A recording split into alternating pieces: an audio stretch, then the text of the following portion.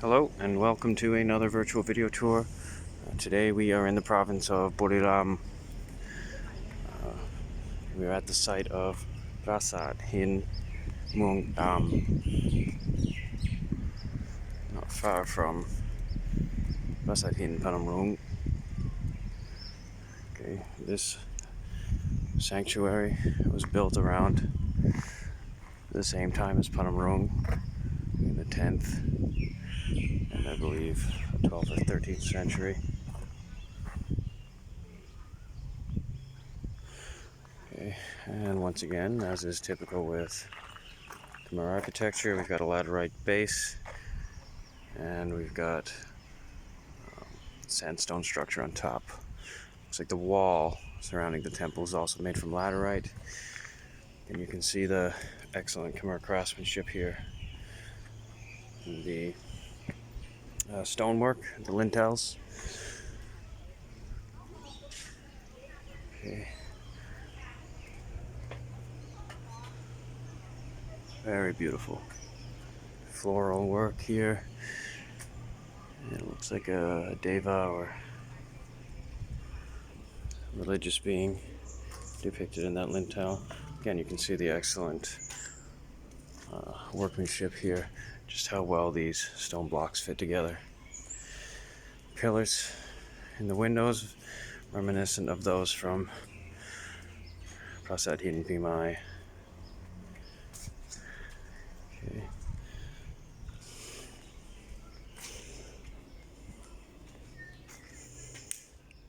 And this was a carving of a lotus, apparently, according to the inscription here. 8-petaled lotus, representing mental prayer area for persons who worshipped the god, etc. Okay. All right.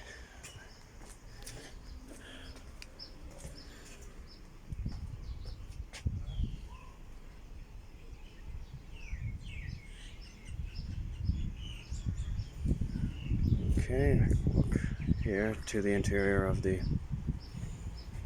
structure. Got a laterite floor, and you can see the central structure here is surrounded by water on all sides.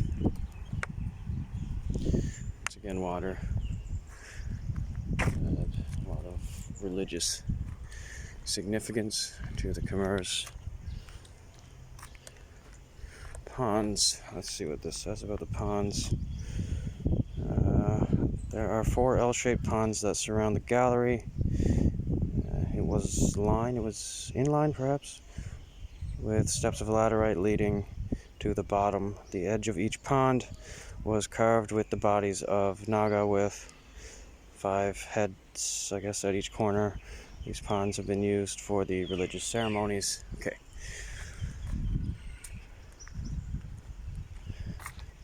Alrighty, so let's just go to the central structure here. Should get a look around the way we came. You can see above all the doorways we've got these beautiful lintels. Lintel. Another one up here. We've got these yogis or hermits at the bottom of the doorway, much like at Panamrung. Get some detail here on the stonework. Very, very beautiful. Alright, let's keep moving.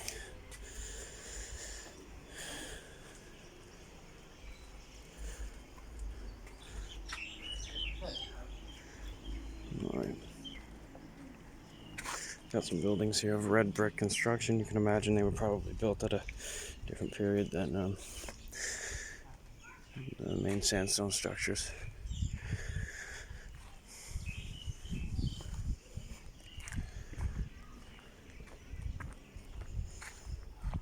There are these 4 prongs, also made from red brick, with some sandstone surrounding the doorways here.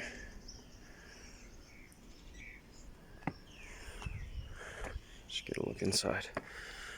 Alright, we've got a yoni, and a Shiva Linga would have sat atop of this sandstone yoni. Let me see. Once again, a tribute to the god Shiva. I'm afraid there might be bats in here. I'm gonna just leave. Okay. Let's walk around and get a better look at some of these other red brick structures. Prongs. This one also has a yoni inside. See it there.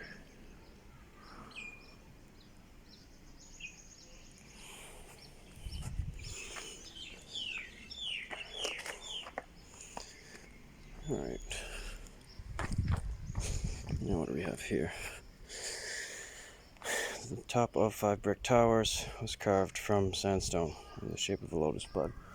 Well, I guess we had 5 towers there originally. One of them seems to have crumbled into just a space there in the center. So I suppose these sandstone lotus buds would have been placed atop each of these prong.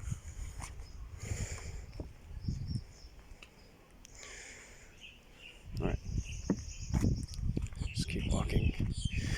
I'll walk over to the window here and get a look at the pools, the water outside.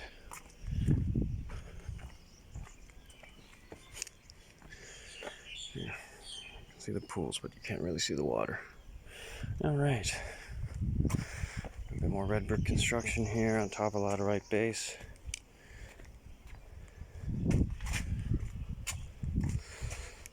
Sandstone door frames. Carved stonework there.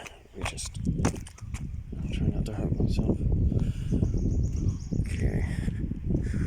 A pond full of lotuses, which are not blooming this time of day.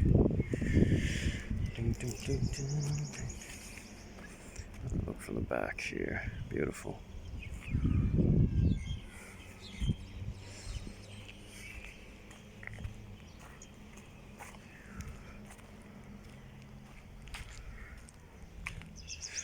You can see the wall surrounding the pools actually depict Naga. Here, the corners, we see a 5-headed Naga in each of the corners. The wall surrounding the pool, both inside and out. Alright.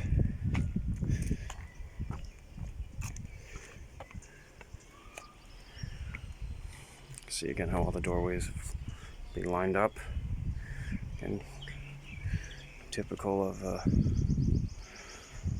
from our temple construction.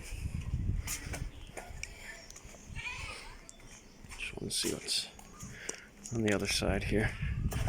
Take a look out the window. Okay, much the same really.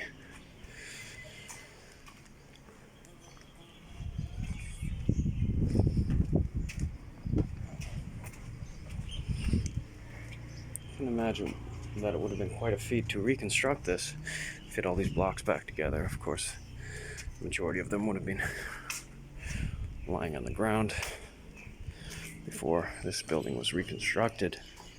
Just fitting all these blocks together, I couldn't imagine how difficult that would have been.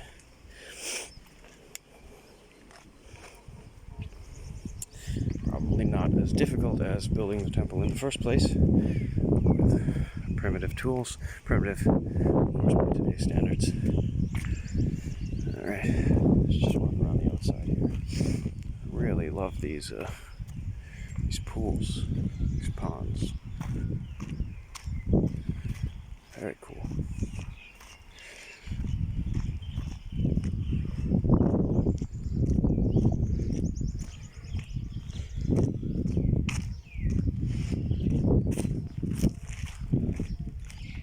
See, each of the 4 corners has an entrance.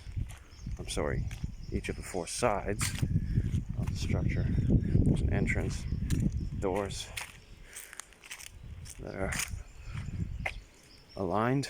So So you can sort of see through all of them at once.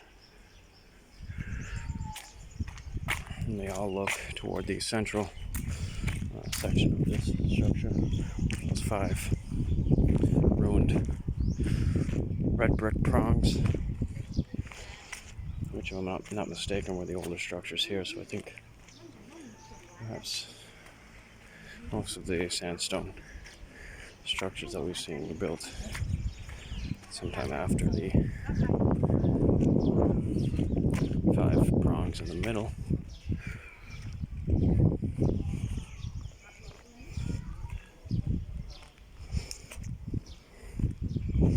If you go to Lopburi, you'll notice that while many of the temples from the Khmer period were built from sandstone and laterite, one of the older structures, which outdates those laterite temples, was constructed from red brick. I'll turn around and get another look here at the entrance looking in. Again, you can see how those doorways have lined up, pointing toward the center of the structure, those 5 prong. Alright. Now, that is it for this virtual video tour. Thank you for watching, and thank you for listening.